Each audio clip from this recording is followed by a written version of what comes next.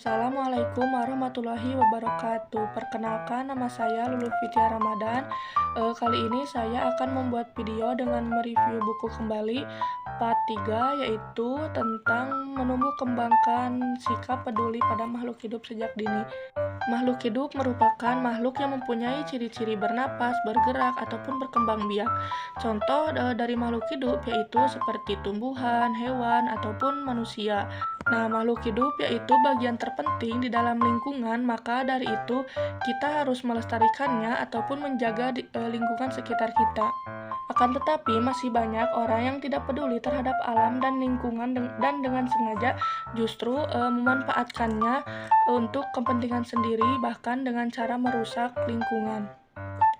Hal yang harus dilakukan agar mencegah dari perbuatan tersebut yaitu dengan cara menumbuh kembangkan sikap peduli makhluk hidup pada sejak dini.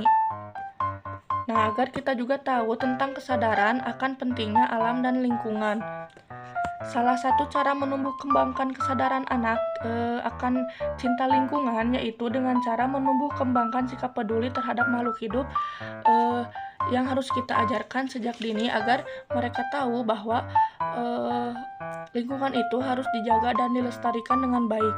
Menumbuh kembangkan rasa peduli terhadap anak-anak memanglah tidak mudah, tetapi kita banyak cara untuk melakukan agar dan mengedukasi tentang pentingnya peduli terhadap makhluk hidup agar bisa dipahami oleh semua anak. Karena yang diharapkan anak ini bukan hanya sekedar paham tentang makhluk hidup saja, tetapi juga si anak ini harus paham juga bagaimana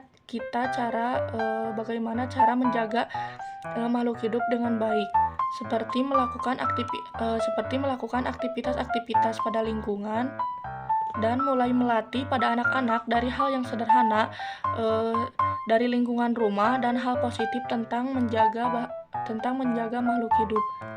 Seperti mencontohkan kepada anak itu menanam pohon dan memberikan edukasi bagaimana cara menanam pohon dengan baik, terus bagaimana cara merawatnya. Bila semua orang mencintai lingkungan dan makhluk hidup di dalamnya, maka semua orang akan semakin peduli untuk memelihara kelangsungan hidup di lingkungan.